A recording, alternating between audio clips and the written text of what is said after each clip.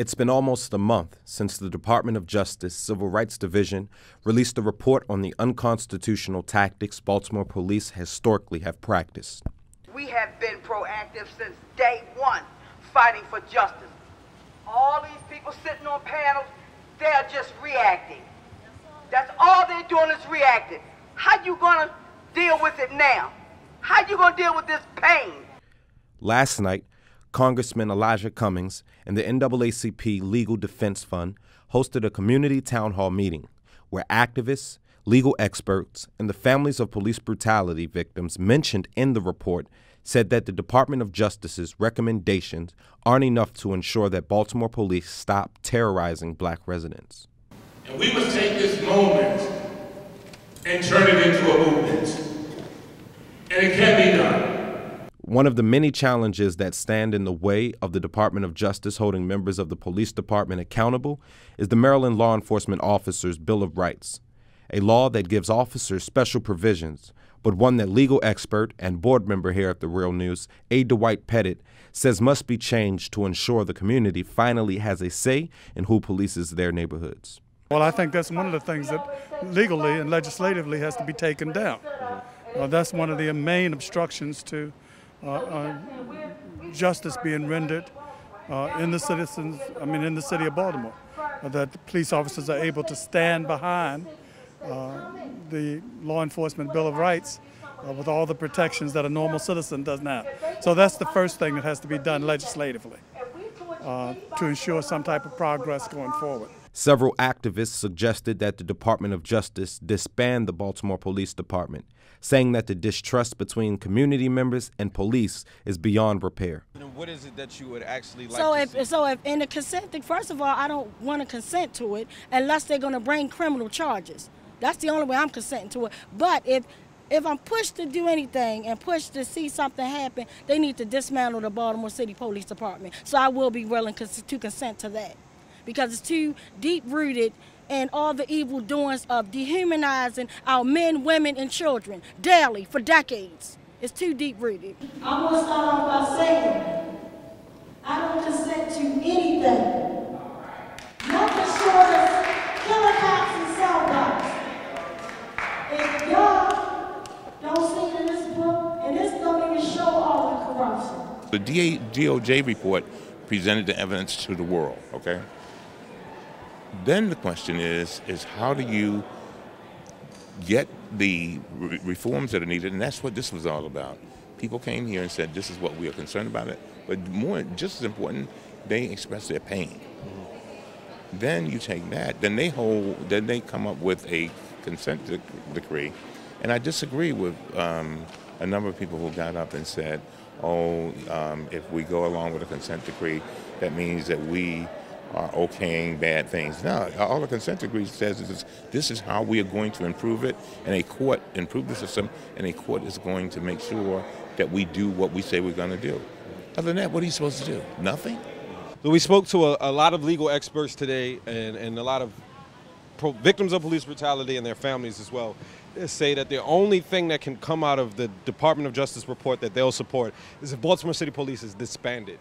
What are your thoughts on that argument, and is it actually a reality? Is it something that people should actually advocate for?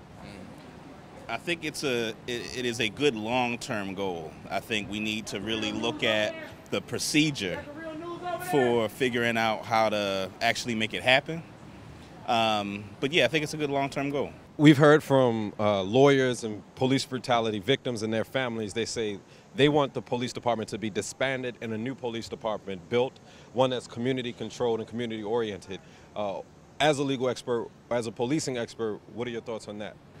I think that's our only solution. We have evolved policing from the protection of white property and the catching of slaves, and we still see that today. When you had the uprising in Baltimore, everybody was still concerned about the white property, the CVS burning, than they were about the death of a black man in the hands of the police. So we still see that as it comes to fruition today. This is the tree that has grown from the system. If we don't plant a new tree, I don't see any other way to get around it.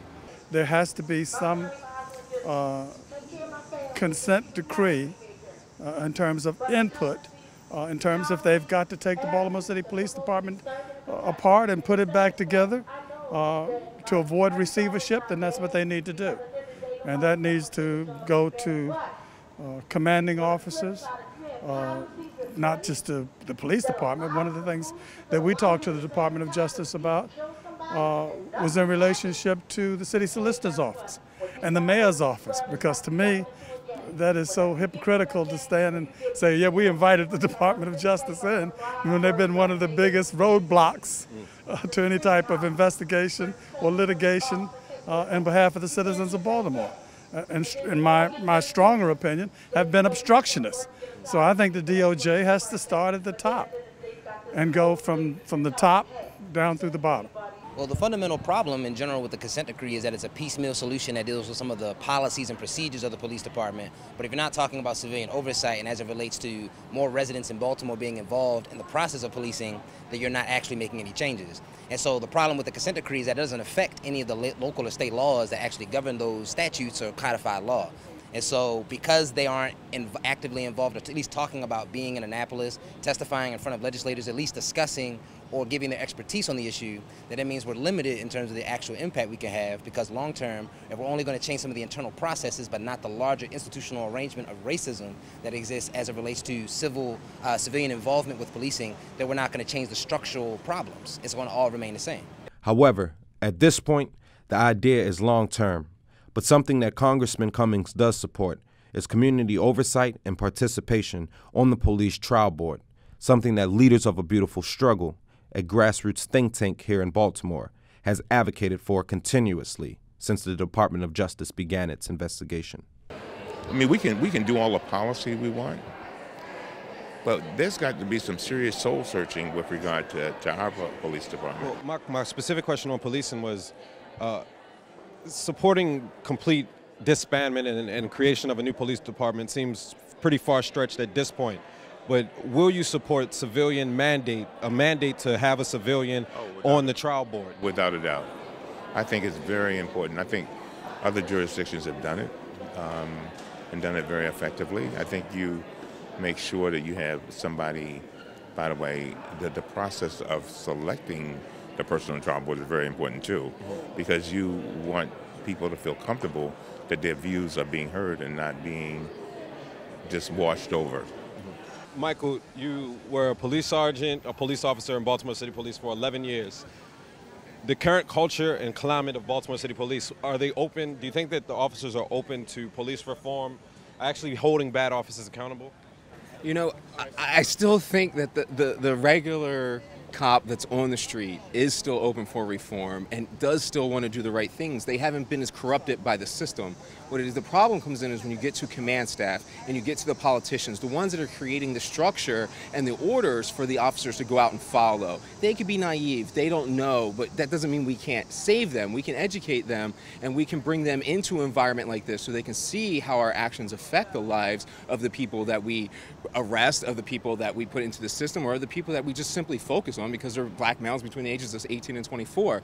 I think one of the most important things that happened was to have the patterns and practice examination, because other than that, you have a lot of people who are complaining, but you have no evidence. You don't have the, in other words, when I say evidence, I mean all the evidence pulled together. You have a lot of people upset, rightfully so, but this puts it all in one piece of information, and then that can be used to make the reforms that are necessary. At this point, what does justice look like for the family of Tyrone West? First of all, there is no such thing to me as justice. It's just us. But what accountability look like is all those killer cops being held to the fullest extent of the law, and including the mayor, the state's attorney, and anybody and everybody that has something to do with corruption. They need to go.